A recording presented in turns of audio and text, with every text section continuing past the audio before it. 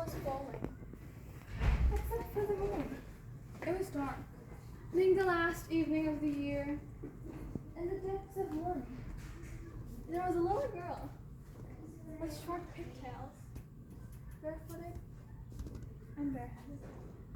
She was walking through the streets, shivering.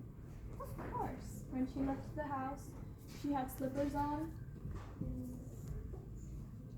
but they were way too big for her. They belonged to her mother. One slipper she wouldn't be able to find again, and the other a boy ran off with. His excuse was one day he could use it as a cradle when he had children of his own. So the little girl walked around with her feet naked, which over time made them very red and a bit blue because of the cold. With an apron that was very old, she carried several packets of matches in them and pulled a box in her hand. So the little girl went on with her feet naked. She was carrying a number of matches. She also had a bundle of them in her other hand. No one had bought anything off her for the whole day. No one even gave her a cent. She was starving of food and water, and she was crawling along the walls, trying to avoid the snow.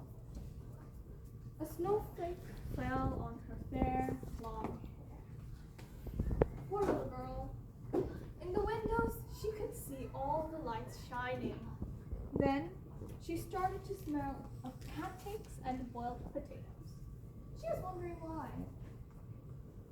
It's New Year's Eve. The little girl was walking around the neighborhood and eventually sat on a bench.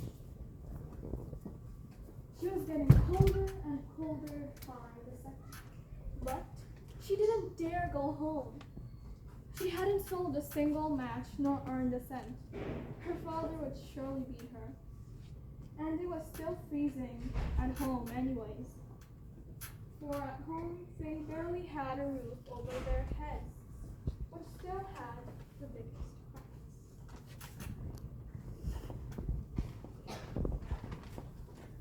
Her hands almost felt dead with how cold it was, and how much one small little match could warm her. She took out a match, and then she lit. And how the warmth spread through her body. A bright red flame was formed, and how wonderful it felt to be warm for once. She brought out her feet from the ground to make them warm too. It felt like she was sitting next to a hot stove. Soon, she was only holding the burnt match. She struck another match against the wall, and it felt really nice. The match was burning brightly in front of her eyes. She put the match up next to the wall, and then she began to see a thin, white cloth on the table.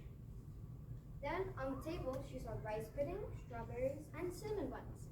It smelled really nice. Then, the match burned out, and all she could see was a cold, hard, icy wall. And then she lit another match, and she was sitting under the most beautiful Christmas tree she would ever imagine.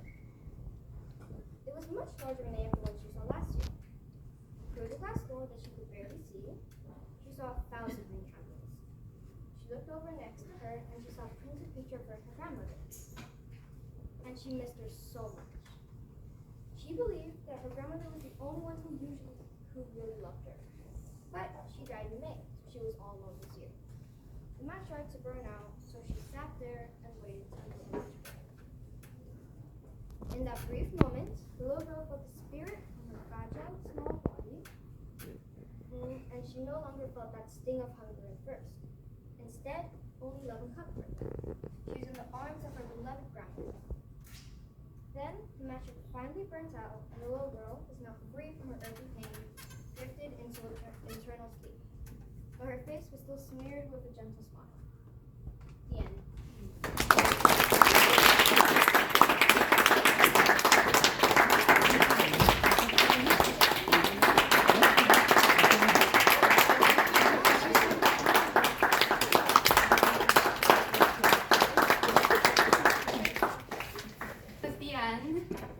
hope that you enjoyed it. And do you have any comments you would like to share? No? No? Sinead? I think we all did an exceptional job. Yeah.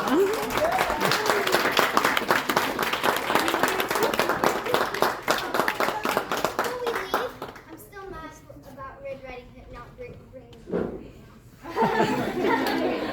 I have prepared a certificate that I need to give to this amazing actress, Emma.